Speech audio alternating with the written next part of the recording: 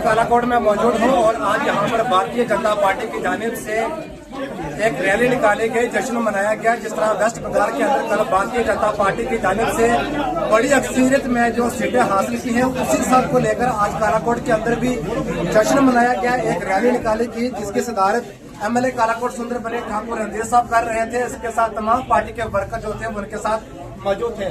अमर साहब, बहुत शुक्रिया वक्त देने के लिए। क्या कहना चाहेंगे जो आपने वेस्ट बंगाल के अंदर एक बड़ी तादाद में सीटें हासिल की हैं, आज कालाकोट के अंदर भी जश्न मनाया गया, क्या कहेंगे? आपका बहुत बहुत धन्यवाद। ऐसे आगे जो नामुमकिन था वो मुमकिन कर दिखाया। सबसे बड़ी बात तो ये है कि ममता दीदी कहती थी कि जो जड़ें हैं वो पताल में, लेकिन जनता जनार्दन, जनता ने वो जड़ें पताल से निकाल के काट दी। ये जो इलेक्शन नरेंद्र भाई मोदी जी के नेतृत्व में हुआ, लोग बेसिकली डेवलपमेंट चाहते हैं, लोगों की भलाई चाहते हैं।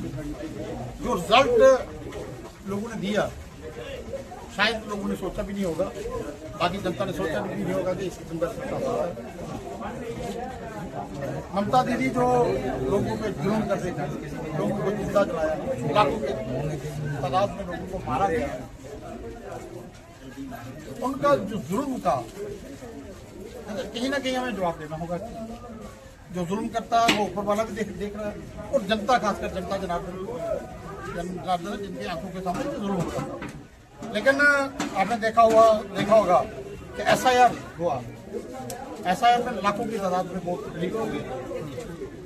उन्हीं वोटों की वजह से ममता जी जीत रही थी। जो घुसपैठिए थे, जो बाहर से वोट आए थे, जब वो लोग दुनिया में नहीं है, हमेशा जाली वोटिंग करके वो जीता करते थे।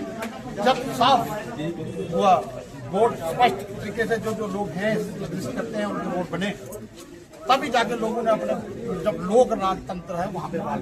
TMC का ये भी कहना है कि जो लोग जिंदा हैं उनके वोट लेट किए गए हैं। आखिरकार जिंदा किसी आदमी का वोट जो इस हिंदुस्तान के लोग कुछ इसको लेकर वो कोर्ट में भी गए।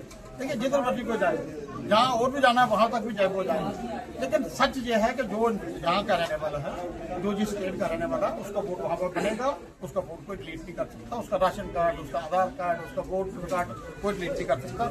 ये आरोप है। मैं कल देख रहा था कि उसके बाद शायद एक आदमी आरोप कर रहा था कि मोदी जी ने जो इलेक्शन जीता है ये फ्रॉड है, ये धोखाधड़ी हुई है लोगों से। लेकिन ये वो आरोप करेंगे क्योंकि वो हार चुके हैं। हारा हुआ आदमी कुछ भी कहे।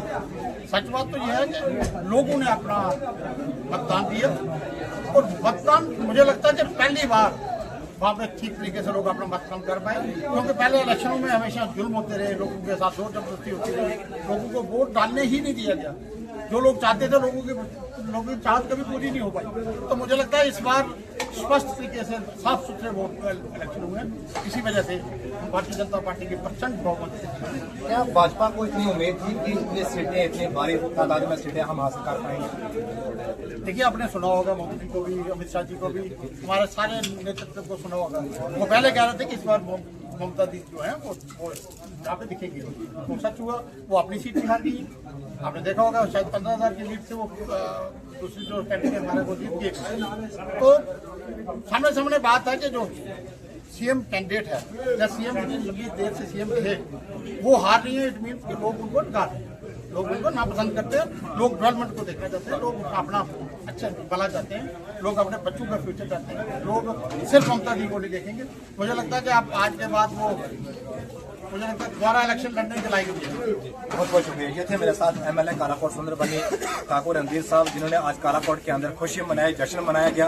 वेस्ट बंगाल के अंदर 15 साल एक ममता की सरकार थी और 15 साल के बाद भाजपा की सरकार आना और इतनी भारी तादाद में सीटें हासिल करना एक बहुत बड़ी बात है। आपकी क्या कुछ राय है कमेंट बॉक्स में जरूर।